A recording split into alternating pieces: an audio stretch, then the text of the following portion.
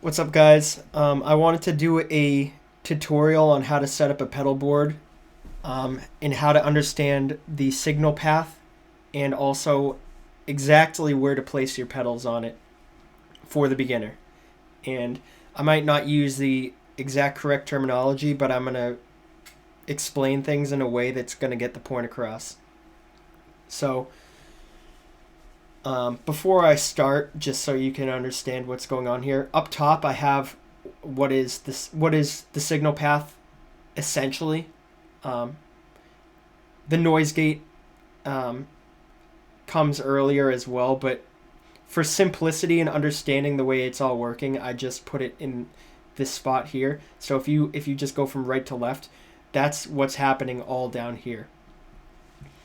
Now,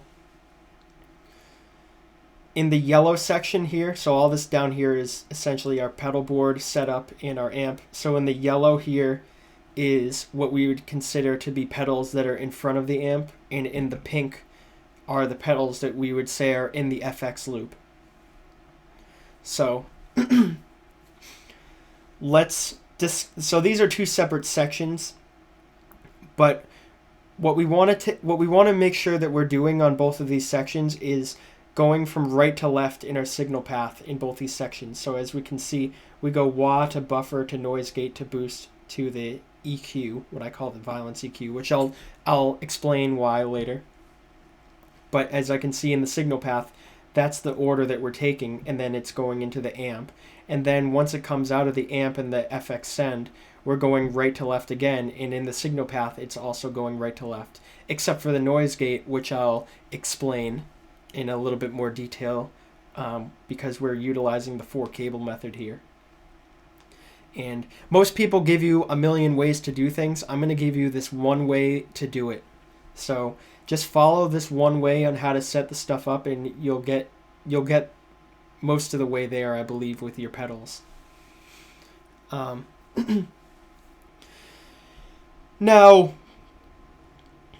I'm going to start with the guitar. The guitar cable, you're going to want it to be between 10 and 18 feet. I personally recommend 18 feet because it will give you much more room to move around. And unless you're only going to ever play in your bedroom, I think the 18-foot will let you play in your bedroom, but will also allow you to play on a stage much more freely. And the only thing I really recommend for the guitar cable, and also these blue cables, which you're going to have 3 of them. So you're going to have 4 cables that are long, that are those long cables. I recommend that they all have a right angle to them.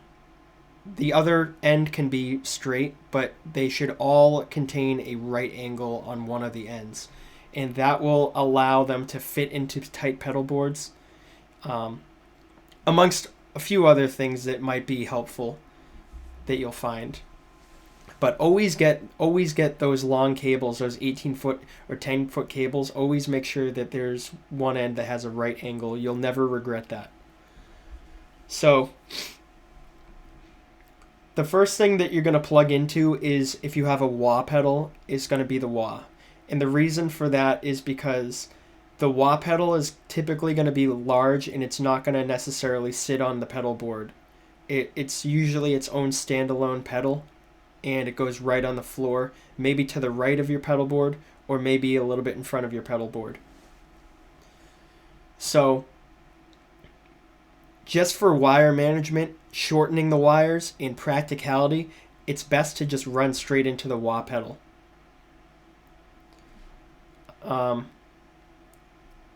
Now, most advice will say that your buffer should be the first pedal that you run into, but because the wah is so much easier to just place right on the right side and plug right into that, I place that first. Now, and typically we're always going to go right to left on a pedal board, so you're gonna put your guitar into the right side. You don't want to go left to right, because as a righty, it's going to more naturally center you on the pedal board if the wire's coming outside of the right side of your guitar and going into the right side of the pedal board. That's just the way that most people set it up. If you're a lefty, you might want to set it up the opposite way. I don't know if that would be a good or a bad idea, but it's something to consider.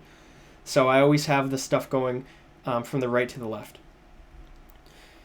So your next pedal should be a buffer. And I have a Polytune 3, the TC Electronic Polytune 3, which has a buffer and a tuner in it for a pretty good price. So, and they have that in the Mini, and it functions pretty much the same. It just doesn't take batteries. So I really highly recommend that.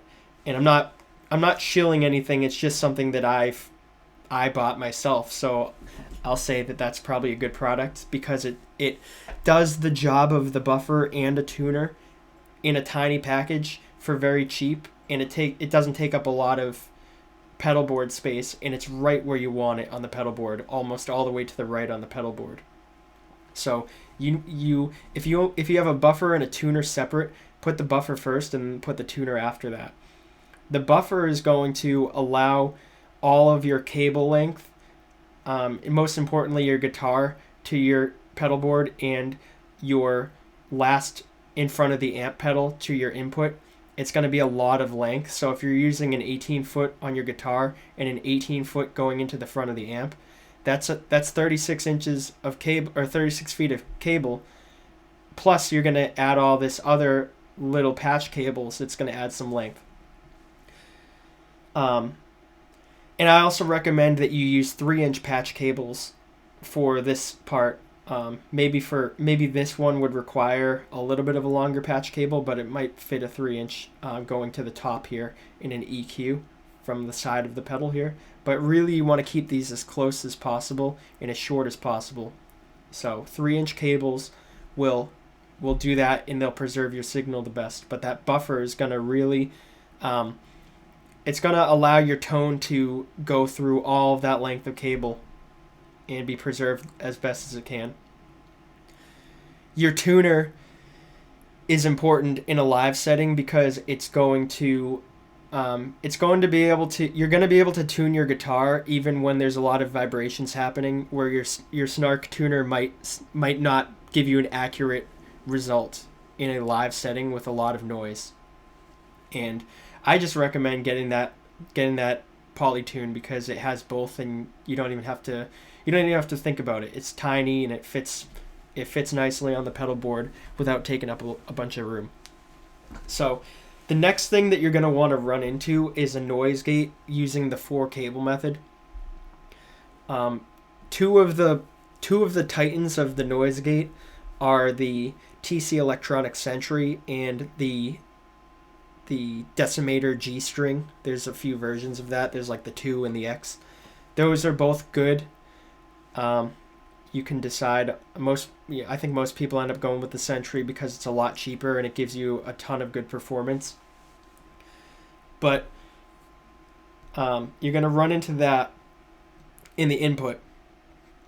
And the only thing it's going to do here is it's just going to detect the pure guitar signal. So running that thing as far right as possible just after the buffer, because you want it after the buffer and after the tuner, but also after the wah, because the wah, like we said, it's convenient to put it on the floor. But running this as to the right as possible is going to give us the cleanest signal, and it's going to make it easier to dial in the noise gate. So it's going to just know when to open and when to close. So we're not doing any opening and closing at this point. We're just detecting signal. So we're going to send it, and we're going to come back later, return it, and then the output, once it goes out on that return to output, that's the place where it will shut. So I'll go into that later. So we're sending that into our boost pedal. I use a TS9 tube screamer. You can also run overdrives around this point. I don't have any right now. Or you can run distortion pedals here too. So do a little research about which ones, if it's supposed to go after or before a boost or all that, but that's pretty simple. So if you do have like distortion, you probably run it in front of the amp. If you don't have a distortion, it might just help you to like, you might use like a crunch channel on your amp and increase some gain, and that will give you some effect. So, but from here we're going to run into an optional EQ. This is what I call the 10-band violence EQ. It's not necessary that you use a parametric EQ. This is for a general tone shaping, and you're going to want to boost mids and cut lows here, and boost the treble a little bit. And this is before it goes in the input of the amp, basically before it hits the gain in the amp. So if you're using like a Boss Katana, if you go over to your EQ and you select it as amp in, it will have the same effect as putting it about here. And that will allow you to basically, when you boost the mids and cut the lows, it will allow you to increase the violence of the distortion sound and the gain sound on the mids, and it will allow the lows to be smooth, so they won't come off as farty or weird sounding. And this is a pretty pro move. A lot of people do this. Now, don't worry, we're gonna cut the mids later, and we're gonna bring back the low end later. So this isn't like this is boosting mids, so it's gonna be too many mids now. So we'll cut them later. But this is what we're doing this for, is to just change the way that the sound occurs on different frequencies. So this is the general shape you want. It's like a frown. And the top of the frown occurs around 1K to 2K to 4K, and you can play around with a lot of those rules, but that's just start at that stage and then play around with a bunch of stuff there. Now from here we're going to run into the amp, and as you can see with this up here, it's going to hit the amp gain stage, and then it's going to hit the amp bass, mid, and treble knobs. So those physical knobs that you see on your amp, that's where those come into play. But we don't really need to mess with these if we have a 10-band global EQ in the FX loop and a parametric EQ in the effects loop. We can actually like leave these completely alone if you want more control over your sound. But if you don't want to do that, it's perfectly fine to level off and bring some of that bass back on these knobs, take back some mids, and maybe leave the treble, maybe take off a little bit of treble too.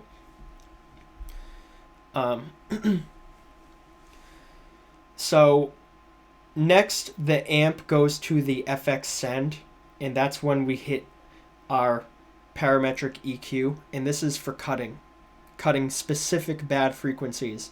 And if you have the ear for it, you'll hear certain frequencies that you hate. Typically I find them at 630 hertz almost every time for me. Just using my Boss Katana, I've found that I hate the 630 hertz. 1.6K is one. 400 was not a big deal, but I heard a little bit of unwanted frequency there. Maybe at 1.25K you'll hear something. Maybe 800. There's a million places where you can find little things to just notch them out. I recommend an 8Q band, so a relatively narrow band, but not too narrow like a 16 where it doesn't do much, and not too wide like a 4 where it starts taking out a bunch of your sound that you don't want to be taken out. You only want to take out the bad frequencies. So I recommend about a 4 decibel cut on the bad frequencies that you find at about an 8Q. And we're going to run that to our 10-band, what I wrote as global EQ. It's not like really a global EQ, but it's essentially functioning as one, because it's not the last thing, because the last thing is going to be our delay, but it's essentially a global EQ. And this is going to work like, it's going to work similar to our amp EQ, our amp knobs, but it's going to give us some more control if we have a 10-band. And I recommend at that 125 hertz that you bump that up, and it should be about the highest on this part, because you're bringing back those lows you cut. Still rolling off the low end, still rolling off the high end, maybe, rolling off that 16K, rolling off that 32 or 31 and 62 hertz too. But we're also gonna reduce the mids a little bit here, and we're gonna make this type of a shape essentially. So this is gonna reduce the harshness that we got when we used our violence EQ, and bring back the palm mutes. So this is really good for metal in particular, and that's kind of what I had in mind when I started making this video, was that this is more of a metal tone. Now, after that, the output, we can finally go into our noise gate return. So the noise gate is finally going to actually do its job here. So I can see on the signal path it's placed all the way here, right before the reverb. So the noise gate, because we went in really early, it's going to detect only these three pedals or these two pedals in the guitar for noise. So these two pedals won't have a lot of noise, and the guitar will give you all of your string noise and stuff. So it detects everything before it, but it's now going to shut off every single thing that is before the return. So it's going to shut off the 10-band EQ, the parametric, the amp, all the amp, this 10-band EQ, the boost pedal, the tuner, the wah, and the guitar. So when it's off, it will cut the noise on every single thing except for the reverb, which is exactly what we want. Because we don't want to put the reverb in it as well, because when that gate shuts, it would stop the reverb from happening. So we want the gate to cut off all the noise, but allow the reverb to continue on. When we're palm muting, or when we're cutting off the noise and we want that reverb noise, you don't want it to be cut off. So the output of the noise gate is the final thing of the noise gate, and maybe I can just like draw it. When I first learned it, I was a little confused by it, so maybe this will make it more simple. It goes into the send to the return, send to the return to the out. So it makes like that S pattern. So that's essentially what's happening. Then we go to the delay input or reverb input, or whatever pedals you want there. And finally to the FX return, and essentially what's going to happen is the sound is going to go to the speaker, and that's what's going to come out. So I spoke about having about 3-inch patch cables for these ones. Maybe you need like 4-inch patch cables. Maybe you need like a 7-inch for this because of a weird angle. But who knows? Maybe a 3-inch will be fine. These are pretty close. That's not a big deal. That could be 3 inches too. You might notice that these two long purple cables, those you might require like a 22-inch cable or like a 21-inch cable. I don't think a 10-inch will necessarily cover you, depending on how long of a pedal board you have. So I think a 21-inch would be good. And I highly recommend that you find a way, well, like, you don't have to do this, but if there's a way to tuck these cables under the pedal board and have them pop back up to just have better cable management, those long purple ones will be nice. But yeah, I think just measure it beforehand and see like the path that you're going to take, and try to figure out how much. You don't want to have too much cable length that you don't need, but I don't know if I don't think at 10 inches or 11 inches is necessarily going to make it all the time, especially if you have this many pedals. And also when you power these, I recommend using an isolated power supply. Like, I don't know, I like the Chox ones. Like, I have a Soul because I only have a few pedals. If you only have 5 pedals, the Soul will be great. There's like the 7, I forget what it's called, but it's another standalone by Chox. That'll fit under a lot of small pedal boards like the pedal train nanos and stuff. So the Soul and the 7, those will fit under. Another thing, not like a product placement, but that just one that I got based on my research. And yeah, when you power them, like you can take those wires and wrap them around the edge and under and cable manage that way so they're out of the way. And that's just a best practice way to do it. And I think the only thing I didn't really touch on in terms of some of the most basic stuff here, these blue cables, I recommend that these are 18 feet as well. So all 3 of these are running to a different place in the amp. But I recommend that all these, you keep them all the same length. Because if one of them's short, then that's as far as you can run the whole thing. So you should just keep them all the same length. I highly recommend 18 feet. And once again, one end should have a right angle. Because there's a lot of times if you don't have this exact setup, you're going to come out of the amp in that one of these long cables is going to have to go into, maybe it's going to have to go into this noise gate in the output because it might be the last pedal, but it's right next to the boost, so you can't fit a straight cable there, so you're going to need a right angle to come out of there and go into the FX return. So depending on your layout. Yeah, I think that pretty much covers all the basics. Like there's I know there's a lot of other questions people might have about other specific pedals, but I feel like this is more practical on like, okay, now I know when I make my pedal board, the buffer is definitely going to stay on the right, the tuner's going to be next, the noise gate's going to be next, the boost is going to be next. Like, I might not need the EQ. I might just run right into the amp. I mean, you have some definitive layout already there. So if you want to take out any of these pedals, this whole thing will work exactly the same. Just take that one signal path and put it into the pedal that was right before it. So yeah.